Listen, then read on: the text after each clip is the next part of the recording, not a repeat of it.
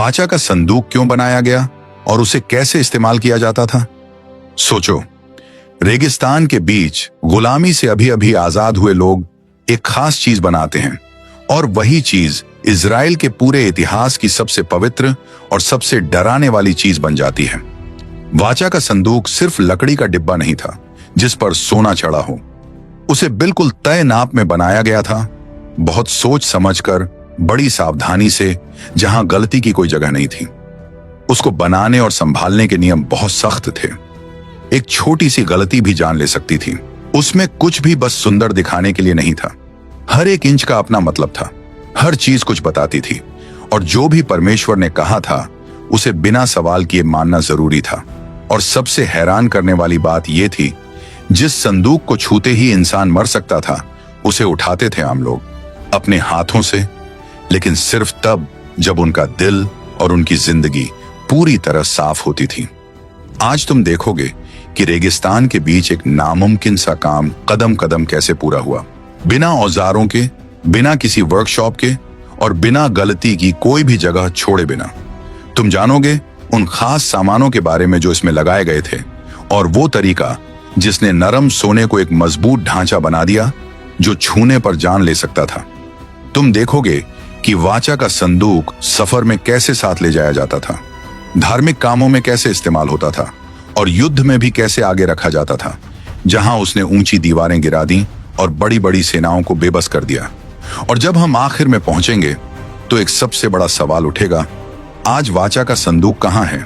और अगर कोई इंसान 2600 साल बाद उसे कहीं छुपा हुआ पाले तो क्या होगा? वाचा का संदूक बनाने का हुक्म तब मिला जब इजराइल के लोग अभी ये समझ ही रहे थे कि उस परमेश्वर के साथ चलना कितनी बड़ी जिम्मेदारी है जिसने उन्हें मिस्र से बाहर निकाला था। निर्गमन अध्याय 25 में परमेश्वर ने मूसा को एक पूरा प्लान बताया, बिल्कुल तय नाप के साथ, कुछ खास सामान के साथ और ऐसे हुक्मों के साथ जिन्हें बदला नहीं जा सकता था। वाचा का संदूक परमेश्वर और उसके लोगों के बीच मिलने की जगह बनने वाला था, इसलिए इसमें कुछ भी अपने मन से करने की छूट नहीं थी। प्रभु की पवित्रता चाहती थी कि सब कुछ बिल्कुल ठीक ठीक बने, लेकिन इजराइल के लोगों को ऐसा काम करना आता ही नहीं था। उनकी पूरी जिंदगी गुलामी में बीती थी, फिरौन के लिए ईंटें बनाते हुए। उनके हाथ मिट्टी के आदी थे, सोने के नहीं। लोग थके हुए थे, अपने आप को कमजोर समझते थे और दिल के अंदर डर भी था। फिर भी परमेश्वर ने उनसे ऐसा काम कहा जो उन्होंने पहले कभी नहीं किया था। फर्क बस एक बात का था, वे किसी इंसान के लिए काम नहीं कर रहे थे, वे उस परमेश्वर की बात मान रहे थे जिसने उन्हें आजाद किया था। वाचा के संदूक का नाप बिल्कुल तय था, उसकी लंबाई, चौड़ाई और ऊंचाई सब कुछ उसी तरह होना था जैसा पहाड़ पर दिखाया गया था। कुछ भी छोटा या बड़ा नहीं हो सकता था। यह काम सम्मान मांगता था और लोगों को यह सिखा रहा था कि यह काम काबिलियत का नहीं, आज्ञा मानने का था। यह हुक्म बहस के लिए नहीं था, यह था मानने के लिए। मूसा जब वापस छावनी में आए तो सिर्फ हुक्म लेकर नहीं आए, उनके दिल में यह भी था कि यह काम इजराइल के विश्वास को हमेशा के लिए बदल देने वाला है। वाचा का संदूक बनेगा भजन प्रार्थना का बीच वाला स्थान, वो निशानी जो परमेश्वर और लोगों के बीच के वादे को दिखाए, और वो जगह जहां परमेश्वर लोगों से बात करेगा, जैसा लिखा है निर्गमन अध्याय 25 वचन 22 में। यह जानकर पूरा काम और भी मुश्किल हो गया, क्योंकि परमेश्वर की हाजिरी उस चीज पर ठहरने वाली थी जो इंसानों के हाथों से बनेगी, और यही वजह थी कि जिम्मेदारी बहुत बड़ी बन गई। रेगिस्तान में कोई सहूलियत नहीं थी, न ठीक औजार थे, न नापने की मेज थी, न सोना ढालने की कोई सही जगह थी। लकड़ी काटनी थी सूखी ऊबड़ खाबड़ जमीन पर। हर कदम पर बहुत ज्यादा ध्यान देना पड़ता था, जरा सी भी गलती सब कुछ बिगाड़ देती। फिर भी परमेश्वर ने यह काम अपने उन्हीं लोगों को दिया जो अभी अभी आजाद हुए थे, ताकि वो दिखा सके कि यह काम उनकी ताकत से नहीं बल्कि परमेश्वर की राह दिखाने से पूरा होगा। जब मूसा लोगों को बताते थे कि कुछ भी बदला नहीं जा सकता, तो इजराइल के लोगों के दिल में डर भी बढ़ता और मान भी बढ़ता। अगर परमेश्वर ने कहा है बबूल की लकड़ी, तो वही लगानी है बबूल की ही लकड़ी। अगर कहा है शुद्ध सोना, तो वही होना है शुद्ध सोना। अपनी तरफ से कुछ बदलने की जगह नहीं, कुछ जोड़ने की इजाजत नहीं, सब कुछ वैसा ही होना था जैसा परमेश्वर ने कहा, ताकि उसकी पवित्रता दिखाई दे। ये बात धीरे धीरे लोगों को बदलने लगी। उन्हें समझ आने लगा कि उन्हें साधारण कामों के लिए नहीं, बल्कि कुछ बहुत बड़ा करने के लिए बुलाया गया है। वाचा का संदूक इस बात की निशानी था कि परमेश्वर हर कदम पर उनके साथ चलता रहेगा। वाचा का संदूक बनाना सिर्फ हाथों की ताकत से होने वाला काम नहीं था। इसके लिए दिल में इज्जत और डर दोनों चाहिए थे। लोगों ने सीनै पहाड़ पर परमेश्वर की आवाज सुनी थी। उन्होंने देखा था कि पहाड़ कांप रहा था, आग जल रही थी, घना बादल छाया था और ऐसी आवाज गूंजी थी जिसे सुनकर सब लोग पीछे हट गए थे, जैसा निर्गमन अध्याय 20 में लिखा है।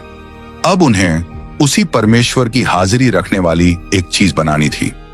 ये बात सोचकर दिल अपने आप गंभीर हो जाता था। साफ था कि इजराइल के लोग अपने दम पर इतना सही और सटीक काम कर नहीं सकते थे, और यही इस बुलावे की असल बात थी। परमेश्वर उन्हें सिखा रहे थे कि जिस काम के लिए वह बुलाते हैं, उस काम को पूरा करने का रास्ता भी वही बनाते हैं। ये काम इंसानों की काबिलियत से नहीं, बल्कि उस ताकत से होगा जो प्रभु सही समय पर देंगे। हर एक इजरायली ये समझने लगा था कि वाचा का संदूक सिर्फ एक पवित्र चीज नहीं था, वो उनके विश्वास की पूरा केंद्र बनने वाला था। उसके बिना कोई साफ जगह नहीं होती जहां परमेश्वर की महिमा दिखे। वाचा का संदूक हमेशा रहने वाली निशानी बनने वाला था, परमेश्वर की मौजूदगी की और उसकी राह दिखाने की। ये बात जब सबके दिल में बैठ गई तो पूरे डेरे में एक गंभीर माहौल बन गया। हर कोई जानता था कि इस काम को हल्के में नहीं लिया जा सकता। जैसे ही सब हुक्म बताए गए, मूसा समझ गए कि परमेश्वर ने पहले से ही किसी एक इंसान को इस बड़ी जिम्मेदारी के लिए तैयार कर रखा है। वो किसी की सिर्फ काबिलियत से नहीं, बल्कि परमेश्वर की दी हुई ताकत से चुना जाने वाला था। इजराइल को यह समझना था कि वाचा का संदूक बनाना लकड़ी या सोने से शुरू नहीं होता। यह शुरू होता है एक ऐसे दिल से जो परमेश्वर की बात मानने को तैयार हो और अपने आप को उसके इस्तेमाल के लिए दे दे। पूरा डेरा ध्यान लगाए बैठा था कि अब इस काम की जिम्मेदारी किसे मिलने वाली है। ऐसा इंसान चाहिए था जिसका दिल परमेश्वर को समझ सके, जिसके हाथ सही काम करना जानते हों और जिसके अंदर इतनी हिम्मत हो कि इतनी पवित्र चीज को संभाल सके। सब जानते थे कि जिसे चुना जाएगा उसके ऊपर परमेश्वर के सामने बहुत बड़ी जिम्मेदारी होगी। इस इंसान का चुना जाना यह दिखाने वाला था कि परमेश्वर सिर्फ हुक्म नहीं देता, वो हर काम के लिए खास इंसान को खड़ा भी करता है ताकि हर एक छोटी सी बात तक पूरी हो सके। ये बातें पूरा माहौल कुछ बहुत बड़ा होने के लिए तैयार कर रही थीं। ऐसा कुछ जो इस लोगों के इतिहास में गहरी छाप छोड़ने वाला था और ये दिखाने वाला था कि प्रभु की आत्मा सिर्फ योद्धाओं या नबियों में ही नहीं, बल्कि उन हाथों में भी चलती है जो चीजें बनाते हैं। जब इजराइल के लोग इस बुलावे को समझ रहे थे तो उनके दिल में कुछ नया जगने लगा। उन्हें समझ आया कि वाचा का संदूक बनाना सिर्फ एक आदेश नहीं था, ये एक बुलावा था, एक मौका कि वो देखें परमेश्वर उनके बीच कैसे काम करता है, उस काबिलियत के जरिए जो वह खुद एक चुने हुए इंसान पर डालने वाला था। माहौल तैयार था, बुलावा पहुंच चुका था और फिर परमेश्वर ने उस इंसान का नाम बताया जिसे ताकत मिलने वाली थी ताकि वो परमेश्वर की बातों को हाथों से बनने वाली सच्चाई बना सके। एक ऐसा इंसान जिसे लोग उसके नाम या ओहदे से नहीं, बल्कि उस काम से याद रखेंगे जो परमेश्वर उसके जरिए करेगा। ऐसा इंसान जिसका बुलावा इस पूरी कहानी का अगला कदम बनने वाला था, बसलेल और उसकी नामुमकिन सी लगने वाली मिशन। बसलेल की कहानी तभी शुरू होती है जब परमेश्वर खुद बताते हैं कि इस काम के लिए एक इंसान पहले से चुन लिया गया है। निर्गमन अध्याय 31 में प्रभु मूसा से कहते हैं कि उन्होंने बसलेल को उसके नाम से बुलाया है और उसे अपने आत्मा से भर दिया है। उसे दी गई है अक्ल, समझ, जानकारी और हर तरह की काबिलियत ताकि वो सोना, चांदी, कांसा, लकड़ी और पत्थरों पर काम कर सके। ये बात सुनते ही सब कुछ बदल जाता है। अब वाचा का संदूक किसी इंसान की अपनी काबिलियत पर नहीं, बल्कि परमेश्वर की दी हुई ताकत पर बनने वाला था। इजराइल ने इससे पहले ऐसा कभी नहीं देखा था। उससे पहले लोग बस ऐसे नेताओं को जानते थे जिन्हें परमेश्वर ने चुना था, जैसे मूसा और हारून। लेकिन अब प्रभु ये दिखा रहे थे कि उनकी आत्मा सिर्फ अगुओं को ही नहीं, बल्कि उन हाथों को भी ताकत देती है जो चीजें बनाते हैं। बसलेल का चुना जाना यह दिखाता था कि कोई भी काम अंदाजे से नहीं होगा। परमेश्वर उस पर ऐसी काबिलियत रख रहे थे जो कोई इंसान रेगिस्तान में अपने आप कभी नहीं सीख सकता। बसलेल कोई योद्धा नहीं था, ना ही किसी कबीले का नेता। वो बस लोगों में से एक आम आदमी था, हजारों में एक साधारण इंसान। लेकिन उसी पर ऐसी जिम्मेदारी आई जिसे इजराइल पीढ़ियों तक याद रखने वाला था। फर्क सिर्फ इस बात में था कि परमेश्वर ने उसके दिल के अंदर क्या किया था। उसकी अक्ल किताबों से नहीं आई, उसका हुनर किसी गुरु से नहीं आया, उसकी सटीकता सालों की मेहनत से नहीं आई। सब कुछ सीधे प्रभु की आत्मा से आया। बाइबल बताती है कि बसलेल को 4 बड़ी काबिलियत मिली। अक्ल, ताकि हर कदम सही समझ सके, समझ, ताकि छोटे छोटे कामों में भी गलती ना हो, जानकारी, ताकि पूरा काम ठीक से संभाल सके, और हुनर, ताकि हर चीज सुंदर और सही तरीके से बना सके। इन सब बातों ने दिखाया कि वाचा का संदूक ठीक वैसा ही बनेगा जैसा परमेश्वर ने चाहा, ना कि जैसा इंसान सोचता। आत्मा का यह काम यह भी दिखा रहा था कि यह सिर्फ हाथों का काम नहीं था, बल्कि लोगों की आज्ञा मानने की एक जिंदा निशानी था।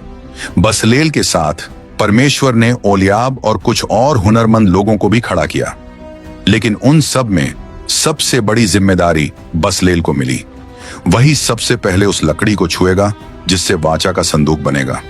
वही सबसे पहले उस सोने को आकार देगा जो उस पर चढ़ेगा, और वही सबसे पहले परमेश्वर के दिए हुक्मों को हाथों से बनने वाली सच्चाई में बदलेगा।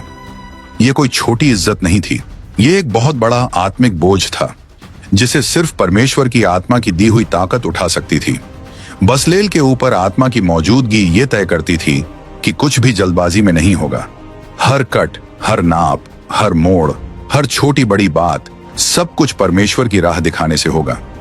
वाचा का संदूक परमेश्वर की मौजूदगी उठाने वाला था, इसलिए उसको बनाने का पूरा तरीका शुरू से आखिर तक एक ऐसे दिल को दिखाएगा जो मानने वाला हो और परमेश्वर की राह पर चलता हो। जो सटीकता चाहिए थी वो इंसानों की नहीं थी, वो उस परमेश्वर की पूर्णता की झलक थी जिसने यह काम करने को कहा था। बसलेल का बुलावा ये सिखाता है कि परमेश्वर हर खास काम के लिए खास इंसान को चुनता है। उसे किसी बड़े नाम की जरूरत नहीं थी, उसे चाहिए था एक ऐसा दिल जो उसकी बात माने, एक इंसान जो जिम्मेदारी उठाने को तैयार हो, ये जानते हुए भी कि ये काम सिर्फ मजबूत हाथों से नहीं होगा। इसके लिए चाहिए था दिल में डर और इज्जत, पूरी तरह परमेश्वर पर भरोसा और आत्मा की आवाज सुनने वाला दिल। बसलेल जानता था कि वो सिर्फ एक डिब्बा नहीं बना रहा है, वो उस जगह को तैयार कर रहा था जहां परमेश्वर इजराइल से मिलने वाला था। काम का हर कदम गहरे मतलब से भरा था। जो बबूल की लकड़ी वो आकार दे रहा था, वही बाद में उस जगह की नींव बनेगी जहां परमेश्वर का वचन रखा जाएगा। जो सोना वो हथौड़ी से गढ़ रहा था, वही उस चमक की वजह बनेगा जो परमेश्वर की शुद्ध मौजूदगी को दिखाएगा। यह सिर्फ कारीगरी नहीं थी, यह पवित्र सेवा थी। लोग बसलेल को ध्यान से देखते थे। वो कभी जल्दबाजी नहीं करता था, उसे खुद को दिखाने की जरूरत नहीं थी। उसका काम ही कहता था कि परमेश्वर ने उस पर कुछ ऐसा रखा है जिसकी नकल कोई नहीं कर सकता। उसका हर कदम भरोसा दिखाता था, उसका हर फैसला समझ दिखाता था, और हर छोटा काम ये बताता था कि आत्मा उसके हाथों को राह दिखा रही है। काम आगे बढ़ रहा था क्योंकि उसमें परमेश्वर खुद काम कर रहा था। ओलियाब और बाकी लोग बसलेल के साथ काम करते हुए उसी से सीख रहे थे। यह कोई स्कूल वाली पढ़ाई नहीं थी, यह देखकर सीखना था, एक ऐसे इंसान को देखकर जो आत्मा की राह पर चल रहा था। वे समझने लगे कि जिम्मेदारी सिर्फ आखिरी नतीजे में नहीं, बल्कि काम के हर एक हिस्से में होती है। पवित्रता चाहती थी कि हर बात में सच्चाई बनी रहे। कुछ भी बस काम निपटाने के लिए नहीं किया जा सकता था, सब कुछ परमेश्वर के हुक्म पर जवाब बनकर किया जाना था। बसलेल का चुना जाना यह भी दिखाता था कि परमेश्वर नम्र दिल से सेवा करने वालों की कद्र करता है। बसलेल नाम या शोहरत नहीं चाहता था, वो बस परमेश्वर की बात मानना चाहता था। यही दिल उसे इस काम के लिए सबसे सही इंसान बनाता था। उसका तरीका लोगों को सिखाता था कि परमेश्वर की सेवा का मतलब याद किया जाना नहीं, बल्कि परमेश्वर की बात पर सच्चा रहना है। जैसे जैसे काम आगे बढ़ा, डेरे में सबने देखना शुरू किया कि आत्मा की ताकत से नामुमकिन बातें भी मुमकिन हो जाती हैं। लोग भरोसा करने लगे क्योंकि वे कुछ ऐसा देख रहे थे जो उन्होंने कभी नहीं देखा था। एक आम इंसान एक बहुत बड़ा और खास काम कर रहा था। बसलेल ताकत से नहीं चमक रहा था, न अगुवाई से, न रसूख से। वो चमक रहा था उस अनुग्रह से जो परमेश्वर ने उस पर रखा था। उसकी जिंदगी ये साबित कर रही थी कि परमेश्वर जिसे चाहता है उसे चुनता है, और जिसे चुनता है उसे ताकत भी देता है। इजराइल के लोग अब समझने लगे थे कि वाचा का संदूक बनाना सिर्फ महंगे सामान पर नहीं, बल्कि उससे भी ज्यादा कीमती बात पर टिका है, हर फैसले में आत्मा की मौजूदगी पर। लोग देख रहे थे कि परमेश्वर इंसानों से पूरी तरह परफेक्ट होने की उम्मीद नहीं करता। वो खुद अपनी परफेक्टता देता है एक ऐसे इंसान के जरिए जो उसकी बात मानने को तैयार हो।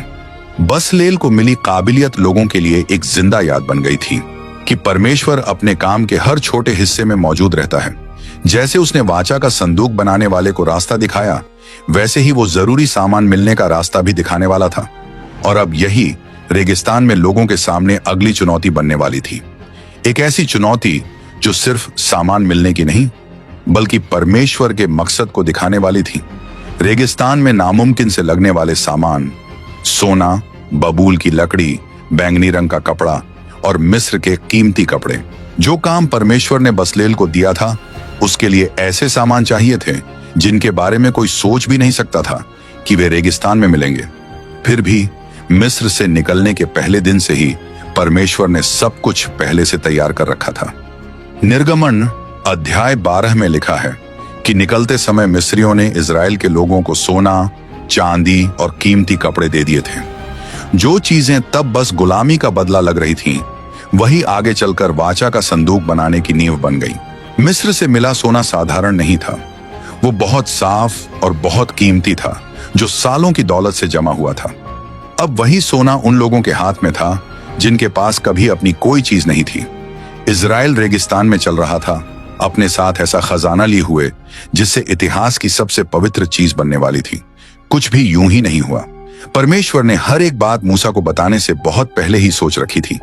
लकड़ी भी बहुत जरूरी थी। बबूल की लकड़ी चुनना सिर्फ काम के लिए नहीं था, बल्कि आत्मिक वजह से भी था।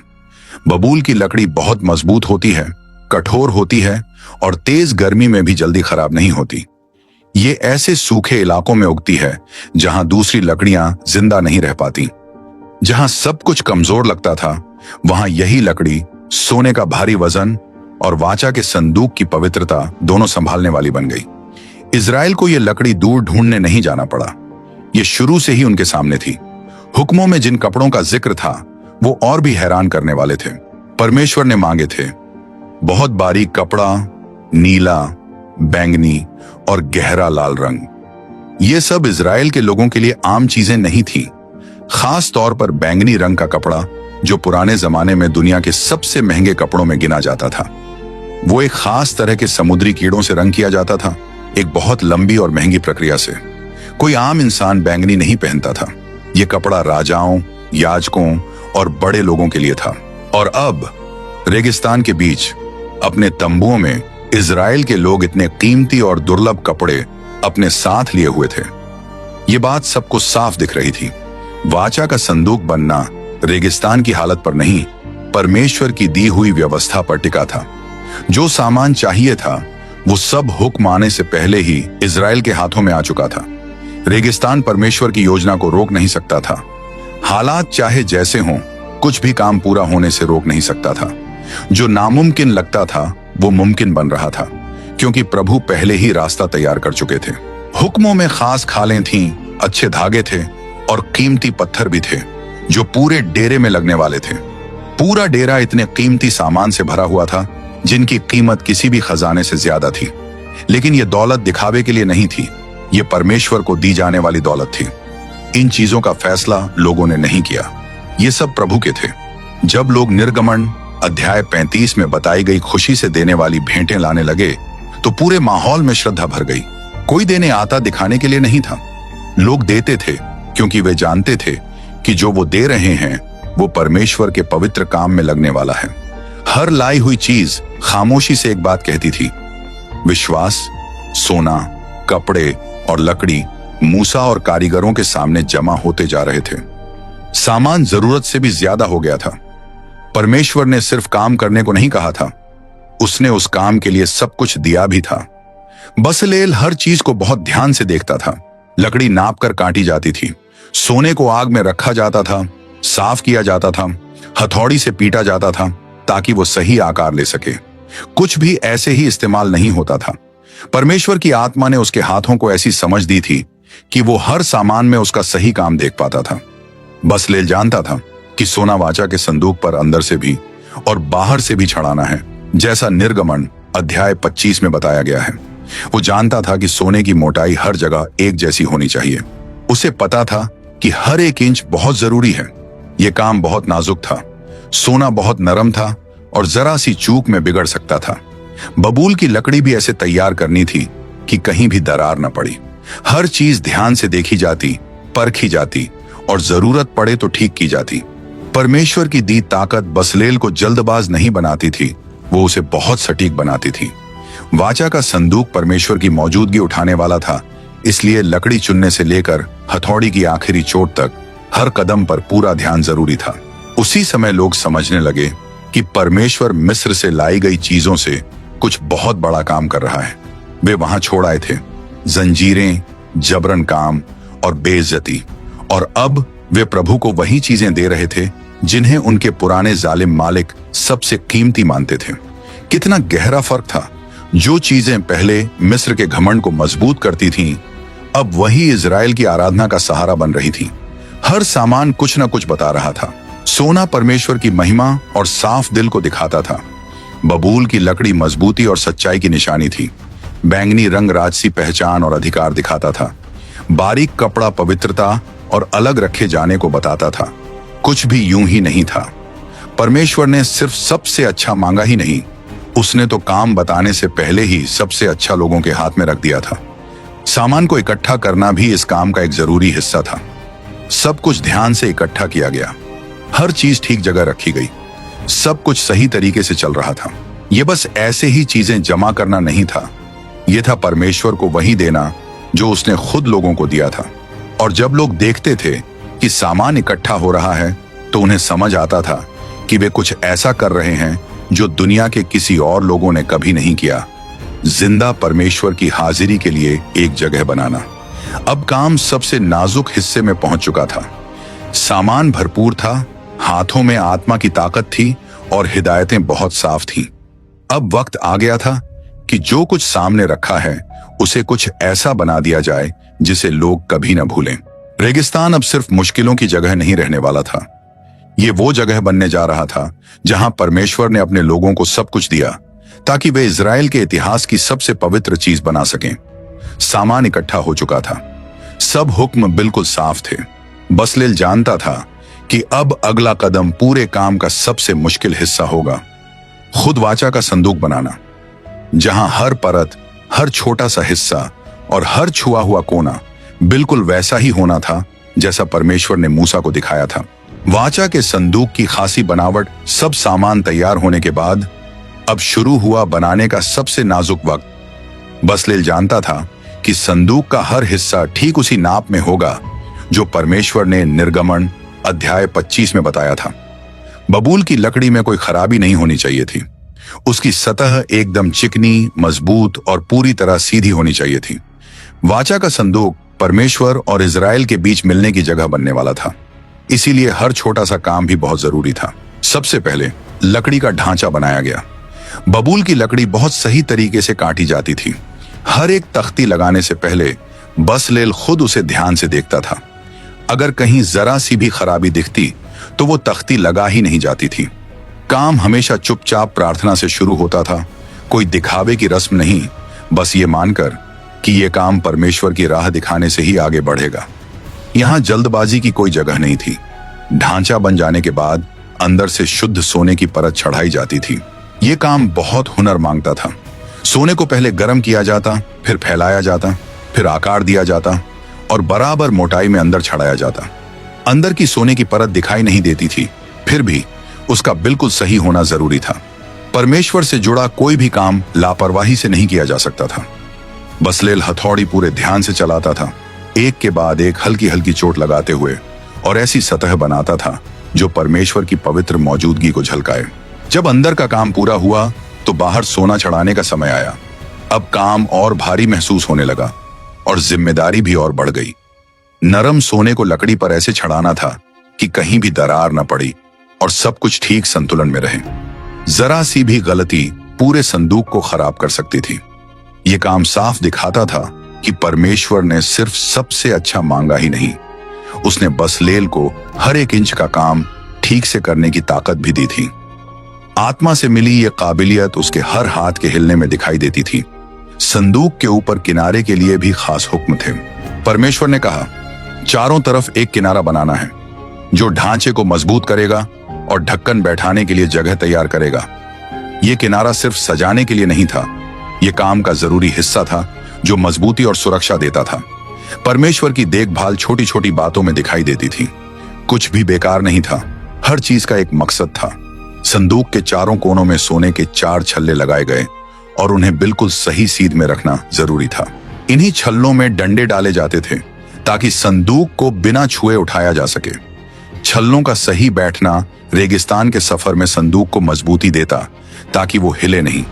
ये बहुत जरूरी था क्योंकि जरा सी भी गड़बड़ी खतरनाक बन सकती थी। बाइबल में गिनती अध्याय 4 बताया गया है कि संदूक को छूना मतलब सीधी मौत। इसलिए संदूक को सुरक्षित ढंग से ले जाना बसलेल के सही और सटीक काम से शुरू होता था। बबूल की लकड़ी के डंडे जिन पर सोना छड़ा था उन्हें भी बहुत ध्यान से बनाया गया। ये डंडे संदूक से निकाले नहीं जाते थे, ये परमेश्वर का हुक्म था ताकि कोई अपनी मर्जी से संदूक न उठा सके। संदूक को सिर्फ वैसे ही ले जाया जाना था जैसा परमेश्वर ने कहा था। जो बातें छोटी लगती थीं, उनमें भी परमेश्वर के मकसद की छाप छुपी थी। ऊपर लगाने वाला ढक्कन, जिसे प्रायश्चित का स्थान कहा जाता था, उस पर और भी ज्यादा ध्यान देना पड़ता था। यह ढक्कन शुद्ध सोने के एक ही टुकड़े से बनना था, कोई जोड़ नहीं, कोई अलग हिस्सा नहीं। बसलेल को इस पूरे ढक्कन को एक ही बार में एक ही काम की तरह आकार देना था और उसी एक टुकड़े पर 2 करूब बनाने थे, एक दूसरे की ओर देखते हुए, अपने पंख फैलाए हुए, ढक्कन को ढकते हुए, जैसा निर्गमन अध्याय 25 वचन 20 में बताया गया है। ठोस सोने को मूर्ति की शक्ल देना आसान काम नहीं था। बसलेल बहुत सावधानी से हर कदम उठाता था, हौले हौले हथौड़ी चलाता, हर छोटी बात ठीक करता जाता। चेहरों का आकार, पंखों की बनावट, हर मोड़, सब कुछ आत्मा की राह दिखाने से बनता था। यह सिर्फ कला दिखाना नहीं था, यह आज्ञा मानना था। यह उस परमेश्वर के लिए सच्चाई दिखाना था जिसने हर छोटी बात खुद बताई थी। जब पूरा ढांचा बनकर तैयार हुआ तो उसकी बनावट में एक अजीब सी बात दिखी। अंदर बबूल की लकड़ी और उस पर अंदर से भी बाहर से भी शुद्ध सोने की परत और ऊपर एक ही टुकड़े का ढक्कन, सब मिलकर एक बहुत अनोखी रचना बना रहे थे। आज की समझ से देखें तो ये बनावट पुराने जमाने के कैपेसिटर जैसी लगती है जो बिजली की ताकत जमा कर सकता है। इससे आगे की कुछ घटनाएं समझ में आती हैं, जैसे उज्जा का हाल, जिसे संदूक छूते ही तुरंत मौत हो गई, जैसा लिखा है 2 शमूएल अध्याय 6 में।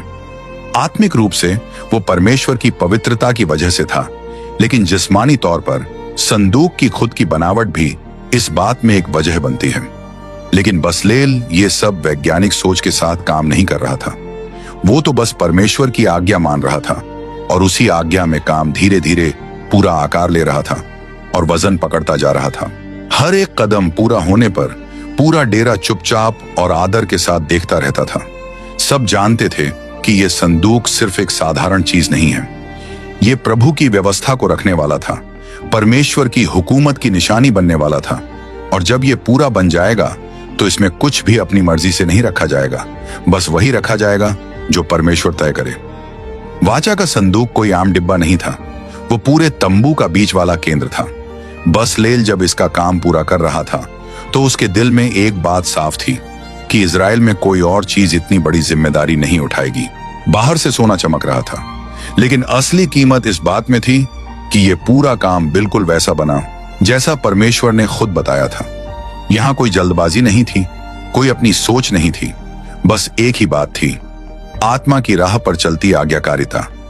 जब वाचा का संदूक पूरा बनकर तैयार हुआ तो लोगों को पता था कि अब अगला कदम और भी ज्यादा पवित्र होगा। इतनी सही बनी चीज खाली नहीं रह सकती थी, उसमें वही चीजें रखी जानी थीं जो परमेश्वर और इजराइल के बीच के वाचा को दिखाती थीं।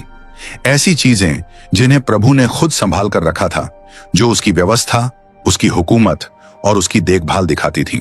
और ये चीजें वाचा के संदूक को लोगों के बीच परमेश्वर की मौजूदगी की सबसे बड़ी निशानी बनाने वाली थीं। पवित्र चीजें संदूक तैयार था, लेकिन उसमें अभी तक वो सब नहीं रखा गया था जो उसे इजराइल का आत्मिक केंद्र बनाने वाला था। अब जो अगला कदम था वही उसके पूरे मकसद को तय करने वाला था। प्रभु ने साफ साफ बताया था कि अंदर क्या क्या रखना है, और हर एक चीज उस वाचा की एक नई बात दिखाती थी जो परमेश्वर ने अपने लोगों से जोड़ा था। ये इंसानों की अपनी मर्जी से नहीं, ये सीधे परमेश्वर की बताई राह पर हो रहा था। जैसा इब्रानियों अध्याय 9 में लिखा है, याद दिलाने के लिए कि वाचा का संदूक सृष्टिकर्ता और इजराइल के बीच जिंदा रिश्ते की निशानी बनेगा। सबसे पहली चीज व्यवस्था की तख्तियां थीं।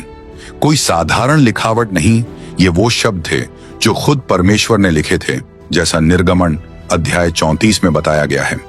पहली तख्तियां मूसा ने तोड़ दी थीं जब उन्होंने लोगों को मूर्ति पूजते देखा। फिर प्रभु ने कहा, नई तख्तियां बनाओ, और उसने हर हुक्म दोबारा खुद लिख दिया। ये शब्द किसी कहानी से नहीं आए थे या किसी याद से नहीं, ये सीधे परमेश्वर की हुकूमत से आए थे। उन्हें संदूक के अंदर रखना ये दिखाता था कि इजराइल की जिंदगी परमेश्वर के वचन पर खड़ी होनी चाहिए। इन तख्तियों का वजन तो था, लेकिन उससे भी ज्यादा इनके साथ आत्मिक जिम्मेदारी थी। हर एक हुक्म परमेश्वर के दिल को दिखाता था। ये सिर्फ नियम नहीं थे, ये वो हदें थीं जो लोगों को उसी बर्बादी से बचाती थीं जो उन्होंने परमेश्वर से दूर जाकर खुद खड़ी की थी। संदूक व्यवस्था को ऐसे संभाल कर रखता था जैसे पूरी जाति के दिल को संभाल रहा हो। लोग भूल सकते थे, लेकिन संदूक याद रखेगा। वचन वहां सुरक्षित रहेगा, कभी न छुआ जाने वाला और कभी न बदलने वाला। दूसरी चीज थी हारून की लाठी। गिनती अध्याय 17 में बताया गया है, जब लोगों ने याजक की अगुवाई पर सवाल उठाए तो परमेश्वर ने उस बगावत का जवाब दिया। 12 लाठियां प्रभु के सामने रखी गईं। अगली सुबह सिर्फ एक लाठी में जिंदगी दिखी, हारून की लाठी। सिर्फ कली ही नहीं निकली, उसमें फूल आए और पके हुए बादाम भी लगे। ये निशानी सबको साफ बता रही थी कि याजकाई के लिए परमेश्वर ने किसे चुना है। उस लाठी को संदूक में रखना यह दिखाता था कि परमेश्वर अपनी हुकूमत यूं ही किसी को नहीं देता, वो पहले खुद साफ निशानी देता है। वो लाठी सिर्फ लीडर बनने की निशानी नहीं थी, वो ये भी दिखाती थी कि परमेश्वर उसे जिंदा कर देता है जो सबको सूखा और बेकार लगता है। सूखी लकड़ी फिर से हरी हो गई, रंग आ गया और उस पर फल आने लगे। इजराइल को यह बात हमेशा याद रखनी थी। याजक बनना कोई इंसानी सम्मान नहीं था, यह परमेश्वर की दी हुई एक जिम्मेदारी थी ताकि लोग माफी तक पहुंच सकें। याजकाई का मतलब था कि कोई लोगों के लिए दुआ करे, और संदूक में रखी वो लाठी ये याद दिलाती थी कि यह सेवा परमेश्वर की पसंद से होती है, किसी की चाहत या लालच से नहीं। तीसरी चीज थी मन्ना, जो रेगिस्तान में परमेश्वर की देखभाल की सच्ची गवाही था। निर्गमन अध्याय 16 में लिखा है कि अगर मन्ना परमेश्वर के बताए तरीके से बाहर रखा जाए तो वो जल्दी सड़ जाता था, लेकिन जो मन्ना संदूक के अंदर रखा गया वो खराब नहीं हुआ, वो सही सलामत बना रहा। इससे ये समझ में आता था कि परमेश्वर सिर्फ देता ही नहीं, वो संभालता भी है। ये परवरिश कोई बीते समय की याद भर नहीं थी, ये उसकी रोज रोज की देखभाल का सबूत थी। इजराइल को जानना था कि प्रभु ने उन्हें रेगिस्तान में अकेला छोड़ने के लिए नहीं, बल्कि उन्हें उस पर भरोसा करना सिखाने के लिए लाया था। संदूक में रखा मन्ना यह बताता था कि जिंदगी सिर्फ इंसान की मेहनत से नहीं, बल्कि परमेश्वर पर भरोसा करने से चलती है। वाचा का संदूक ये संदेश लेकर चलता था कि उस वाचा में सुरक्षा है, राह दिखाने वाली दया है और जरूरतों की पूरी व्यवस्था है। अंदर रखी हर चीज ऐसे ही नहीं रखी गई थी। हर एक चीज लोगों को परमेश्वर की वफादारी से जोड़ती थी। वचन परमेश्वर के दिल को दिखाता था, लाठी उसकी ताकत दिखाती थी, मन्ना उसकी परवरिश दिखाता था। जब तीनों चीजें संदूक के अंदर रखी गईं, तो वाचा का संदूक सिर्फ एक सामान नहीं रह गया, वो इजराइल की आत्मिक जिंदगी का केंद्र बन गया। जब भी लोग तंबू को देखते, उन्हें याद आता कि महापवित्र जगह के अंदर वो निशानियां रखी हैं, वो वचन जिन्हें मानना है, वो हुकूमत जिसका सम्मान करना है और वो परवरिश जिस पर भरोसा करना है। ये कोई अंधविश्वास नहीं था, ये समझ थी कि परमेश्वर हर कदम पर उनके साथ चला है। इन चीजों की मौजूदगी पूरी जाति की पहचान बना रही थी। इजराइल लड़ाइयों से या धन दौलत से नहीं बना, वो वाचा से बना, और वाचा का संदूक उसी वाचा की गवाही अपने अंदर लिए हुआ था। उसमें ऐसी कहानियां थीं जिन्हें भुलाया नहीं जा सकता था, ऐसी निशानियां थीं जो ये दिखाती थीं कि परमेश्वर ने साफ तौर पर और मकसद के साथ काम किया है। कुछ भी ऐसे ही नहीं था, कुछ भी फालतू नहीं था, हर चीज दूसरी से जुड़ी हुई थी। व्यवस्था याद दिलाती थी कि परमेश्वर लोगों की हिफाजत के लिए हदें तय करता है। लाठी दिखाती थी कि वो ही तय करता है कि उसकी तरफ से कौन खड़ा होगा। मन्ना बताता था कि ये सफर सिर्फ इंसान की ताकत पर नहीं बल्कि परमेश्वर की परवरिश पर चलता है। वाचा का संदूक इजराइल की पूरी आत्मिक यात्रा का जैसे सार था। हर बार जब महायाजक महापवित्र जगह में जाता तो ऐसा लगता जैसे वो प्रभु की वफादारी की पूरी कहानी के अंदर चलकर जा रहा हो। लेवी के लोग इस जिम्मेदारी की गहराई समझते थे। संदूक उठाना सिर्फ भारी चीज उठाना नहीं था, यह था वाचा की याद साथ लेकर चलना। इसीलिए नियम इतने सख्त थे और बातें इतनी साफ थीं। लापरवाही बिल्कुल नहीं चलती थी। परमेश्वर ने सीमाएं तय की थी क्योंकि जो उनके सामने था वो पवित्र था, ऐसी पवित्रता जो आदर भी मांगती थी और आज्ञा भी। बसलेल जब तैयार संदूक को देखता तो उसे समझ आता कि अब आगे की यात्रा सिर्फ बनाने तक सीमित नहीं रहेगी। अब संदूक परमेश्वर की गवाही उठाए हुए था और जब भी संदूक को कहीं ले जाया जाएगा तो पूरा इजराइल याद रखेगा कि उस चीज को छूना, उसके पास जाना या उसे संभालना जो प्रभु की मौजूदगी की निशानी है, कितनी बड़ी बात है। जिम्मेदारी बहुत बड़ी थी क्योंकि संदूक का हर हिस्सा और उसके अंदर रखी हर चीज ये बताती थी कि परमेश्वर सिर्फ बनाने वाला ही नहीं बल्कि राज करने वाला और संभालने वाला भी है। जब लोग इकट्ठा हुए और तैयार संदूक को देखा जिसके अंदर तीनों पवित्र चीजें रखी थीं, तब सबको समझ आ गया कि अब से हर कदम खास नियमों के साथ ही चलेगा। अब बात सिर्फ बनाने की नहीं थी, अब यह जानना जरूरी था कि उस चीज को कैसे संभालना है जिसे परमेश्वर पवित्र कहता है। और यही बदलाव आगे आने वाले पल की तैयारी था। वो दिन जब संदूक ने बात की। आगे बढ़ने से पहले अगर ये स्टोरी आपके दिल को छू रही है तो वीडियो को लाइक करें, कमेंट करें और शेयर करें। चैनल को सब्सक्राइब करें। वाचा का संदूक सिर्फ उठाकर ले जाई जाने वाली एक चीज नहीं था और न ही सिर्फ परमेश्वर की मौजूदगी की निशानी। कुछ खास मौकों पर, जैसा बाइबल में साफ लिखा है, परमेश्वर ने करूबों के बीच से ढक्कन के ऊपर से सीधे बात की, जैसा निर्गमन अध्याय 25 वचन 22 में बताया गया है। इस वजह से तंबू धरती की सबसे पवित्र जगह बन गया और ढक्कन वो जगह बना जहां परमेश्वर की पूरी पवित्रता और इंसान की कमजोरी आमने सामने मिलती थी। ये सीधी बातचीत सबके सामने नहीं होती थी, ये मुलाकात सिर्फ मूसा के साथ होती थी। परमेश्वर खुद बोलता था, साफ आवाज में, ऐसे कि सुना जा सके और बिना किसी बीच वाले के।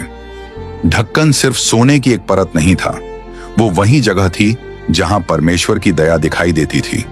प्रायश्चित के दिन जो खून छिड़का जाता था वो न्याय को ढक देता था ताकि परमेश्वर की आवाज सुनाई दे और दुआ करने वाला झलकर न मिट जाए। वाचा का संदूक किसी पूजा की वस्तु नहीं था, लेकिन वही परमेश्वर और इंसान के मिलने की असली जगह था। जब मूसा महापवित्र जगह में दाखिल होता तो ढक्कन के ऊपर बसने वाली मौजूदगी उसे जवाब देती, राह दिखाती और जरूरी सुधार बताती। गिनती अध्याय 7 वचन 89 में लिखा है कि मूसा प्रभु की आवाज ढक्कन के ऊपर से बोलते हुए सुनता था। इससे साफ हो जाता है कि यह कोई भावना या कल्पना नहीं थी, ये सच में सीधी बातचीत थी। ये बात और भी खास इसलिए थी क्योंकि मूसा परमेश्वर को देखता नहीं था, वो सिर्फ उसकी आवाज सुनता था। और वही नजदीकी मूसा के हर फैसले को राह दिखाती थी जब वो लोगों की अगुवाई करता था। इजराइल के पास ऐसा अगुवा था जो सीधे उसी परमेश्वर से हिदायतें लेता था जिसने उन्हें मिस्र से निकालकर आजाद किया था। आसपास की कोई भी जाति ऐसा कुछ कभी नहीं देखी थी। पुराने जमाने के लोग खामोश मूर्तियों की पूजा करते थे, लेकिन इजराइल एक जिंदा परमेश्वर के पीछे चलता था जो बोलता था, समझाता था और रास्ता दिखाता था। ढक्कन वही जगह था जहां यह बातचीत होती थी और इसी वजह से वाचा का संदूक पूरे रिश्ते का केंद्र बन गया था। जो आवाज ढक्कन के ऊपर से आती थी वो सिर्फ धार्मिक नियमों की बात नहीं करती थी। परमेश्वर बताता था डेरा कैसे लगाना है, लोगों की बगावत को कैसे संभालना है, आगे की लड़ाइयों के लिए कैसे तैयार होना है और लोगों के बीच पवित्रता कैसे बनाए रखनी है। इन बातों की हर एक जानकारी लिखी नहीं गई, लेकिन बाइबल साफ कहती है कि मूसा तंबू से हमेशा ऐसी गहरी समझ लेकर लौटता था जो इंसान की सोच से कभी नहीं आ सकती थी। वाचा का संदूक वो जगह था जहां जो दिखाई नहीं देता वही तय करता था कि जो दिखाई देता है उसका अंजाम क्या होगा। ये आमने सामने की मुलाकात ये दिखाती है कि सिर्फ मूसा को ही अंदर जाने और आवाज सुनने की इजाजत क्यों थी। उसे उसकी ताकत या काबिलियत की वजह से नहीं चुना गया, बल्कि इसीलिए क्योंकि उसका दिल सीखने को तैयार था। निर्गमन अध्याय 33 में लिखा है कि मूसा ने परमेश्वर से कहा, मुझे तेरे रास्ते जानने हैं। ढक्कन के पास बातचीत होती थी क्योंकि वहां एक ऐसा दिल था जो आज्ञा मानने को तैयार था। ये हमें दिखाता है कि संदूक तभी खुलासे की जगह बनता था जब इंसान पूरी तरह परमेश्वर की मर्जी के आगे झुक जाता था। समर्पण के बिना मुलाकात नहीं, मुलाकात के बिना आवाज नहीं। जब परमेश्वर ढक्कन के पास से बोलता था तो वो सिर्फ जानकारी देने के लिए नहीं बोलता था, वो दिलों को बदलने के लिए बोलता था। इन बातों ने इजराइल को जल्दबाजी वाले गलत फैसलों से बार बार बचाया। जब भी लोग काबू खोने के कगार पर होते, मूसा महापवित्र जगह की ओर जाता ताकि परमेश्वर की मर्जी सुन सके। लोगों की शिकायतों की आवाज तंबू के अंदर कोई मायने नहीं रखती थी। वहां जो आवाज करूबों के बीच से आती थी वही तय करती थी कि इजराइल किस रास्ते पर चलेगा, चाहे बाहर हालात जैसे भी हों। इसी वजह से वाचा का संदूक पूरी कौम का आत्मिक दिल माना जाता था। यह भी समझ आता है कि तंबू को ठीक ठीक उसी तरह बनाना जरूरी था जैसा परमेश्वर ने पहाड़ पर दिखाया था। अगर कोई चीज अपनी जगह से हिल जाती तो उस जगह को नुकसान होता जहां परमेश्वर खुद प्रकट होना चाहता था। महापवित्र जगह न बहुत बड़ी थी न ज्यादा सजी हुई। सब कुछ सरल था, सीधा था और सारा ध्यान सिर्फ ढक्कन पर था। इजराइल बड़ी बड़ी इमारतों पर नहीं बल्कि उस मौजूदगी पर ध्यान देता था जो करूबों के बीच रहती थी। ये बात सिखाती है कि महिमा दिखावे से नहीं आती बल्कि आज्ञा मानने से आती है। कभी कभी ऐसा भी होता था कि परमेश्वर सिर्फ रास्ता बताने के लिए नहीं बोलता बल्कि लोगों के पाप सुधारने के लिए भी बोलता। जब लोगों ने सोने का बछड़ा बना लिया तब मूसा और परमेश्वर की जो बात हुई उसी ढक्कन पर उसने पूरी कौम की कहानी बदल दी। बाइबल में निर्गमन 32 में लिखा है कि मूसा ने लोगों के लिए गिड़गिड़ा कर दुआ की और परमेश्वर ने उसकी बात सुनी। इससे हमें समझ आता है कि संदूक से आने वाली आवाज सिर्फ हुक्म देने वाली आवाज नहीं थी, वह दया से भरी आवाज भी थी। संदूक न्याय की गवाही देता था, लेकिन उस दया की भी गवाही देता था जो परमेश्वर अपने लोगों पर दिखाता है। लेव्य व्यवस्था 16 में बताया गया है, प्रायश्चित के दिन ढक्कन पर खून छिड़का जाता था जो यह दिखाता था कि वह पाप जो इंसान को परमेश्वर से दूर कर देता है अब ढक दिया गया है। इससे रास्ता खुल जाता था कि इंसान की कमजोरी के बावजूद परमेश्वर अब भी बोल सके। सादे शब्दों में ढक्कन वह जगह बन गया जहां परमेश्वर दया दिखाने का फैसला करता था, और यह सब किसी बड़ी बात की ओर इशारा करता था। एक ऐसी बात जिसे इजराइल उस समय पूरी तरह नहीं समझ पाया, लेकिन सदियों बाद वह बात सबके सामने साफ दिखाई देने वाली थी। करूबों के बीच से आने वाली वो आवाज असल में यीशु के आने की झलक थी। बाइबल बताती है वचन इंसान बन गया और हमारे बीच रहने लगा। पहले आवाज पवित्र जगह के अंदर से आती थी, अब वही आवाज यीशु की जिंदगी में दिखाई दी। यीशु बन गए परमेश्वर और इंसान के बीच मिलने की सही जगह। जो सोने का ढक्कन था वो बस तैयारी थी एक जिंदा ढक्कन के आने की। संदूक बताता था कि पवित्रता के लिए खून चाहिए। यीशु ने दिखाया कि वही पवित्रता अपने ही खून से रास्ता बना देती है। जब मंदिर टूटा और संदूक गायब हुआ तो आवाज खत्म नहीं हुई, वो बस नई जगह पर चली गई, यीशु में। इब्रानियों 9 कहता है कि यीशु स्वर्ग की पवित्र जगह में गए, किसी जानवर का खून लेकर नहीं बल्कि अपना ही खून लेकर। अब परमेश्वर और इंसान की बातें हमेशा के लिए यीशु के जरिए खुल चुकी हैं। संदूक की चुप्पी छोड़े जाने की निशानी नहीं थी, ये एक बदलाव था। जो परमेश्वर पहले करूबों के बीच से बोलते थे, अब वही परमेश्वर अपने आत्मा के जरिए उनके दिल में बोलने लगे जो उन्हें सच्चे मन से खोजते थे। और यही बात हमें आखिरी रहस्य तक ले जाती है। जो आवाज पीढ़ियों तक इस्राएल को संभालती रही, अब वही आवाज दुनिया को तैयार कर रही थी उस पल के लिए जब संदूक इतिहास से गायब हो जाएगा। लेकिन वो कोई खाली जगह छोड़कर नहीं जाएगा, बल्कि एक बुलावा दे जाएगा, एक ऐसे मकसद को समझने का जो अब सामने आने वाला था। अब कहानी जाती है संदूक के रोज के इस्तेमाल की तरफ और उनसे जुड़े खतरनाक नियमों की तरफ। संदूक में पहले ही वाचा की 3 निशानियां रखी थीं, लेकिन अब सबसे नाजुक सवाल खड़ा हुआ, इतनी पवित्र चीज को लोग बिना मरे कैसे उठा सकते हैं? परमेश्वर ने इसका साफ जवाब दिया। गिनती की किताब अध्याय 4 में लिखा है, सिर्फ कोहात के परिवार के लेवी लोग ही संदूक उठाने के लिए चुने गए थे। इसलिए नहीं कि वे दूसरों से बड़े थे, बल्कि इसलिए कि परमेश्वर ने उन्हें इसी खास काम के लिए अलग किया था। इन नियमों से जरा सा भी हटना तुरंत खतरनाक नतीजे लेकर आता, क्योंकि जहां परमेश्वर की पवित्रता हो वहां लापरवाही की कोई जगह नहीं होती। लेवी लोग जानते थे कि संदूक कोई साधारण चीज नहीं है। उसे वैसे नहीं छुआ जा सकता जैसे रोज की चीजों को छूते हैं। जब भी संदूक को कहीं ले जाना होता, उससे पहले कई दिनों की तैयारी होती। वे पानी से नहाते, उस पानी में लाल गाय की राख मिलाई जाती, जैसा कि गिनती अध्याय 19 में लिखा है। यह सिर्फ रस्म नहीं थी, यह याद दिलाने का तरीका था कि परमेश्वर पवित्र है। वे उपवास रखते, प्रार्थना करते और अपने दिल को तैयार करते। हर एक कदम उन्हें यह समझाता था कि संदूक उठाना किसी एक इंसान का काम नहीं, पूरी जाति की जिम्मेदारी है। संदूक को छूने से पहले याजक अंदर जाते। वे उस पर्दे से संदूक को ढक देते जो पवित्र जगह को बाकी तंबू से अलग करता था। फिर वे उस पर समुद्री जानवर की खाल बिछाते और उसके ऊपर नीला कपड़ा डालते। ये सारी व्यवस्था गिनती अध्याय 4 में साफ साफ लिखी है। सब कुछ जैसे परमेश्वर ने कहा था वैसे ही किया जाता था, क्योंकि जहां परमेश्वर की मौजूदगी हो वहां लापरवाही की कोई जगह नहीं होती। 3 परत की ढकावट होती थी जो लोगों को सुरक्षित रखती थी और किसी को भी संदूक को सीधे देखने नहीं देती थी, क्योंकि ऐसा देखने से मौत भी हो सकती थी। फिर उसके बाद संदूक के दोनों तरफ लगी छोटी अंगूठियों में छड़ें डाली जाती थी।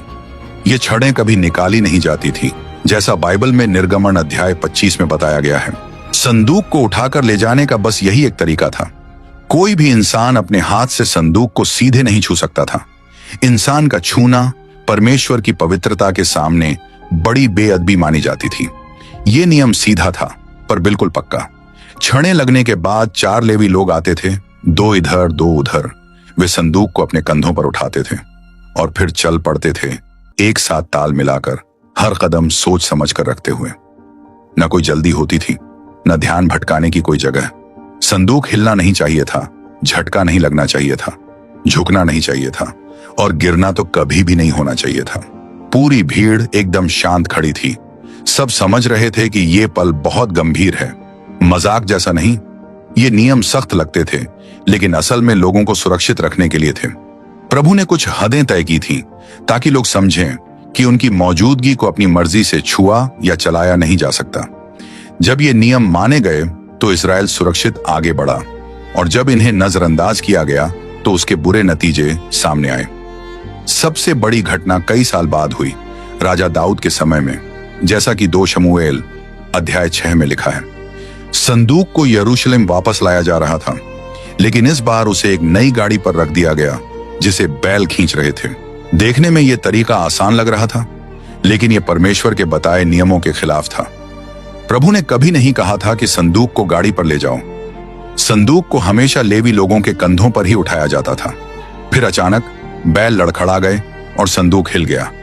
उज्जा जो पास में चल रहा था, उसने हाथ बढ़ाया ताकि संदूक को थाम ले। उसका इरादा बुरा नहीं था, वह सिर्फ मदद करना चाहता था, लेकिन उसने सीधे उस नियम को तोड़ दिया कि संदूक को छूना नहीं है। जैसे ही उसका हाथ उस पवित्र संदूक से लगा, उसी पल वह जमीन पर गिर पड़ा और उसी वक्त उसकी मौत हो गई। बाइबल में लिखा है कि उस वक्त प्रभु को उस पर बहुत गुस्सा आया। यह घटना हमें बताती है कि सिर्फ अच्छा दिल होना परमेश्वर की पवित्रता को हल्का नहीं बनाता। दाऊद बहुत डर गया, लोग भी अंदर तक हिल गए। वो पल ये नहीं दिखाता कि परमेश्वर कठोर है, बल्कि ये दिखाता है कि उनका वादा कितना गंभीर है। परमेश्वर ने पहले से साफ बताया था कि संदूक के साथ कैसा बर्ताव होना चाहिए। गलती करना भले ही बुरे मन से ना हो, फिर भी उसके नतीजे आते हैं। परमेश्वर की मौजूदगी को अपनी मर्जी से चलाया नहीं जा सकता और न ही लापरवाही से उसके साथ व्यवहार किया जा सकता है। उज्जा की घटना ने लोगों की सोच बदल दी। संदूक के लिए जो डर और सम्मान होना चाहिए था, वो फिर से लौट आया। दाऊद ने याजकों और लेवी लोगों को बुलाया ताकि प्रभु की बताई बातें ठीक से समझी जाएं और ये जाना जाए कि गलती कहां हुई थी। एक इतिहास अध्याय 15 में राजा दाऊद खुद मानता है कि गलती इसलिए हुई क्योंकि संदूक को लेवी लोग नहीं उठा रहे थे, जैसा कि परमेश्वर ने कहा था। जब यह गलती ठीक की गई तभी जाकर संदूक को सुरक्षित तरीके से यरूशलेम ले जाया गया। इस बात से लोगों ने यह सीखा कि परमेश्वर अपनी मौजूदगी से मुंह नहीं मोड़ते, लेकिन चाहते हैं कि उसको पूरे सम्मान से माना जाए। संदूक सिर्फ पुराने वादे की याद नहीं था, यह इस बात का निशान भी था कि प्रभु अपने लोगों के साथ चल रहे हैं। लेकिन लोगों को भी प्रभु की बताई राह पर चलना पड़ता था। पवित्रता से समझौता नहीं किया जा सकता था। आज्ञा मानना ही इज़राइल को बेपरवाही से बचाता था। लेवी लोग संदूक उठाते समय यह महसूस करते थे कि इसमें एक गहरी जिम्मेदारी जुड़ी हुई है। हर कदम उन्हें याद दिलाता था कि वे परमेश्वर की मौजूदगी के निशान के साथ चल रहे हैं। आसपास चल रही भीड़ इस संदूक को देखकर समझती थी कि यहां सुरक्षा है, जरूरतें पूरी होने का भरोसा है और सही रास्ते की दिशा है। संदूक कोई जंग जीतने का ताबीज नहीं था और न ही सजाने की कोई चीज। वो परमेश्वर के वादे की जिंदा याद था और उस जिम्मेदारी का निशान था जो लोगों पर थी। जब इज़राइल एक डेरा छोड़कर दूसरे डेरा की ओर बढ़ता तो संदूक सबसे आगे चलता था। गिनती अध्याय 10 में लिखा है कि जब संदूक आगे बढ़ता तो मूसा कहा करता था कि प्रभु लोगों के लिए आगे रास्ता खोल रहे हैं। संदूक परमेश्वर की अगुवाई को दिखाता था, लेकिन यह अगुवाई तभी सुरक्षित रहती थी जब लोग प्रभु की बातें मानते थे। जिंदगी की हिफाजत परमेश्वर के वचन पर भरोसा रखने से जुड़ी हुई थी। जब भी लेवी लोग संदूक उठाते थे तो लोगों को याद आता था कि उसके अंदर क्या रखा है। पत्थर की तख्तियां, एक छड़ी और मन्ना, हर चीज ये बताती थी कि प्रभु ही उन्हें मिस्र से यहां तक लेकर आए हैं। और यही याद लोगों के दिल में ये बात बैठा देती थी कि सम्मान बनाए रखना कितना जरूरी है। संदूक ये दिखाता था कि परमेश्वर की मौजूदगी लोगों के बीच सच में है और उसके साथ जिम्मेदारी भी जुड़ी है। धीरे धीरे समय बीता और इज़राइल संदूक को अपनी राह और अपनी पहचान का मुख्य निशान मानने लगा। लेकिन कुछ हालात में उसकी अहमियत जरूरत के हिसाब से बदल जाती थी। जब लोगों पर बाहर से खतरा आता था तो संदूक सिर्फ ले जाने की चीज या वादे की याद नहीं रहता था। जंग के समय वो ऐसा निशान बन जाता था जो पूरी लड़ाई की सोच बदल देता था। जो भी उसके पास आता वो उसके असर को अपने दिल में महसूस करता था। जंग के मैदान में संदूक और उसका आत्मिक असर, जब भी जंग में संदूक को साथ ले जाया जाता था तो उसका मतलब सिर्फ लड़ाई की चाल नहीं होता था। जब इज़राइल ताकतवर दुश्मनों के सामने खड़ा होता था तो लोगों को याद रहता था कि संदूक ये दिखाता है कि परमेश्वर उनके बीच मौजूद हैं और वही रास्ता दिखा रहे हैं। संदूक को हथियार की तरह नहीं लिया जाता था, बल्कि इस निशान की तरह कि प्रभु अपने लोगों के आगे चल रहे हैं। हर वो जंग जिसमें संदूक शामिल होता था लोगों को यह सिखाती थी कि परमेश्वर पर भरोसा करना और उनकी बात मानना तलवार या ढाल से भी ज्यादा जरूरी है। पहली बड़ी घटना यहोशू अध्याय 6 में हुई, जब इज़राइल यरीहो के पास पहुंचा। शहर की दीवारें बहुत मजबूत थीं, उन्हें तोड़ना नामुमकिन लग रहा था, लेकिन परमेश्वर ने न युद्ध की मशीनें मांगी और न ही कोई बड़ी चाल बनाने को कहा। हर चीज के बीच संदूक रखा गया। याजकों ने संदूक उठाया और लोग 6 दिन तक शहर के चारों तरफ चलते रहे। 7वें दिन जब नरसिंगों की आवाज गूंजी तो दीवारें एक एक करके गिर पड़ी। जीत इंसानों की ताकत से नहीं आई, बल्कि परमेश्वर की बात मानने से आई। संदूक ने शहर को खुद नहीं गिराया, लेकिन यह दिखाता था कि परमेश्वर अपने लोगों के साथ हैं और उनके कामों को दुनिया की कोई ताकत रोक नहीं सकती। यरीहो के बाद और भी लड़ाइयां हुई जिनसे ये बात और साफ हो गई। यहोशू अध्याय 3 में लिखा है, जब लोग यर्दन नदी पार कर रहे थे तो याजक जो संदूक उठाए चल रहे थे, जैसे ही उन्होंने पानी के किनारे पैर रखा नदी तेज बह रही थी, लेकिन उसी पल उनके पैरों के छूते ही पानी थम गया। संदूक में खुद कोई ताकत नहीं थी, लेकिन परमेश्वर ने उस पल को इस्तेमाल किया ताकि दिखा सकें कि वही अपने लोगों को रास्ता दिखा रहे हैं और वही जरूरी रास्ते खोलते हैं। वो दृश्य पीढ़ियों तक याद रहा। जब भी लोग उस नदी को पार करने की बात याद करते थे तो उन्हें परमेश्वर की सच्चाई याद आ जाती थी। लेकिन समय के साथ कुछ इस्राएली संदूक को ऐसा समझने लगे जैसे वो अपने आप ही जीत दिला देता हो। ये बात साफ दिखाई दी एक शमूएल अध्याय 4 में, जब इस्राएल फिलिस्तियों से लड़ रहा था। पहली हार के बाद लोगों ने सोचा कि युद्ध के मैदान में संदूक ले आए, ये मानकर कि उसकी मौजूदगी उन्हें जीत दिला देगी। लेकिन लोगों ने परमेश्वर की बातें नहीं मानी, न उनसे रास्ता पूछा और न अपने दिल को टटोला। धीरे धीरे सच्चा भरोसा अंधविश्वास बन गया। उस दिन इजराइल को बहुत बड़ी हार मिली। होफनी और फिनहास उसी लड़ाई में मारे गए और संदूक फिलिस्तियों के हाथ लग गया।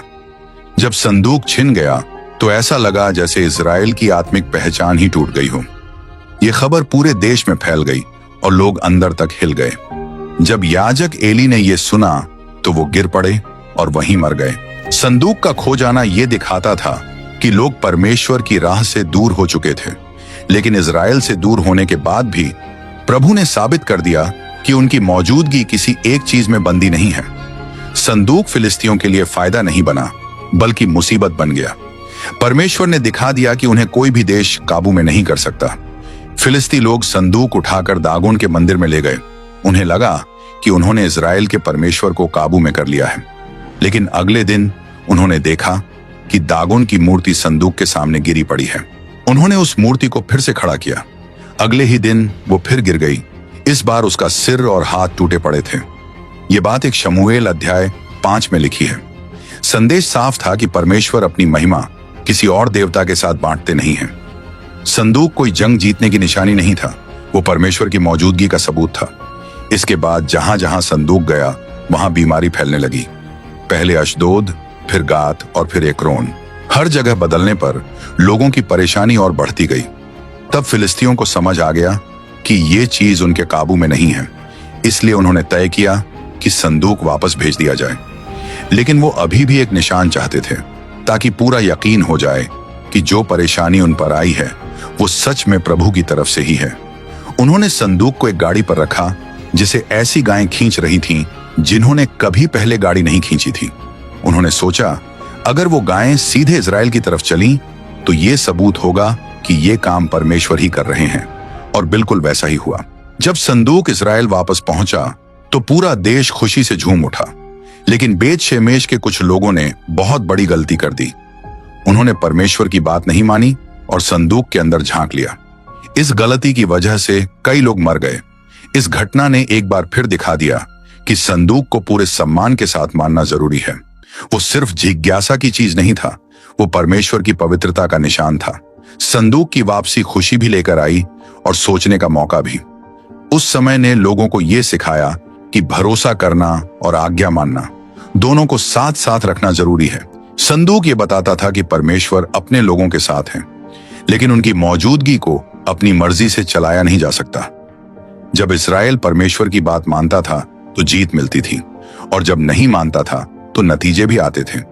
संदूक प्रभु की हिफाजत भी दिखाता था और उनकी सख्ती भी। समय के साथ राजा दाऊद समझ गया कि भरोसा करना और आज्ञा मानना दोनों साथ चलने चाहिए।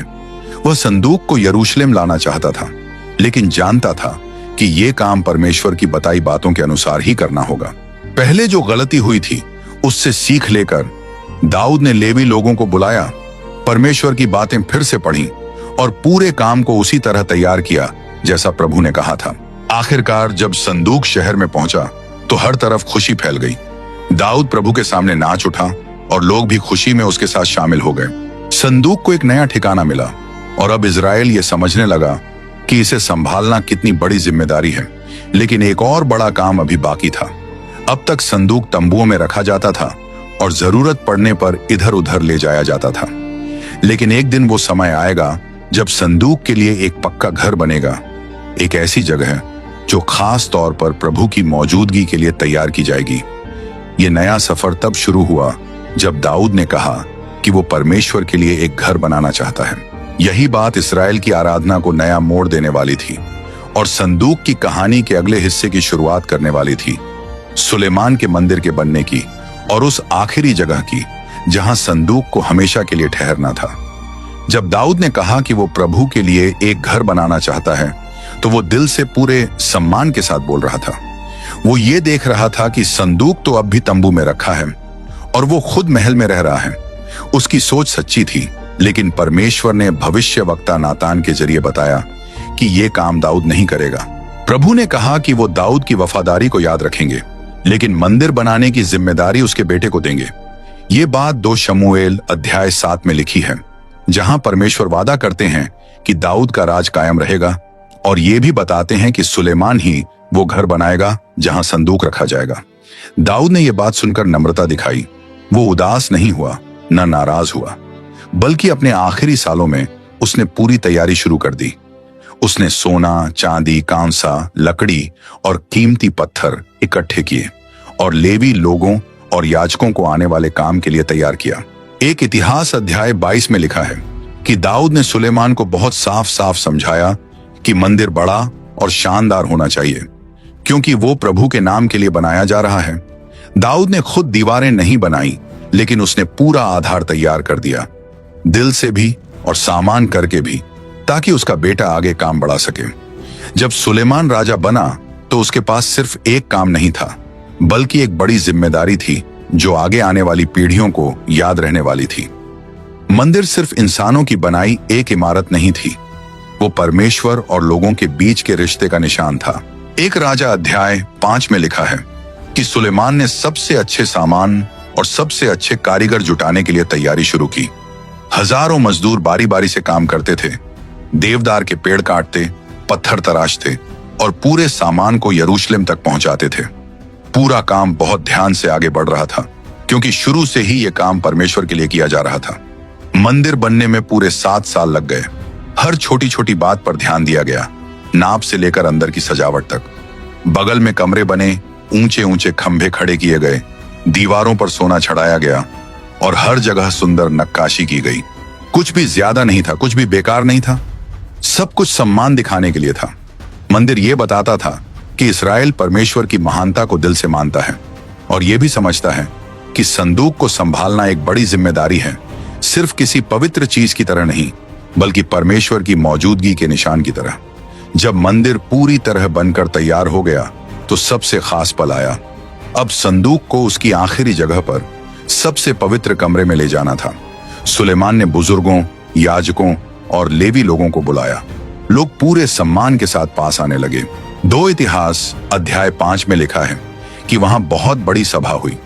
शुद्ध किए गए याजकों ने संदूक को छुड़ियों से उठाया, बिल्कुल वैसा ही जैसा मूसा ने बताया था। कुछ भी मन से नहीं किया गया, सब कुछ परमेश्वर के बताए हुए तरीके से ही हुआ। लेवी लोग झांझ, वीणा और दूसरे बाजे बजा रहे थे। याजक नरसिंगे फूंक रहे थे। ये आराधना कोई दिखावा नहीं थी, ये दिल से सब कुछ सौंपने का पल था। संदूक को सबसे पवित्र कमरे में खरूबों के पंखों के नीचे रखा गया और फिर कुछ ऐसा हुआ जो इजराइल के इतिहास में हमेशा याद रहेगा। प्रभु की महिमा पूरे मंदिर में भर गई। एक घना बादल छा गया, इतना गहरा कि याजक खड़े होकर सेवा भी नहीं कर पाए। यह साफ निशान था कि परमेश्वर ने इस घर को अपने लोगों से मिलने की जगह के रूप में स्वीकार कर लिया है। एक राजा अध्याय 8 में इस पल को साफ साफ लिखा गया है।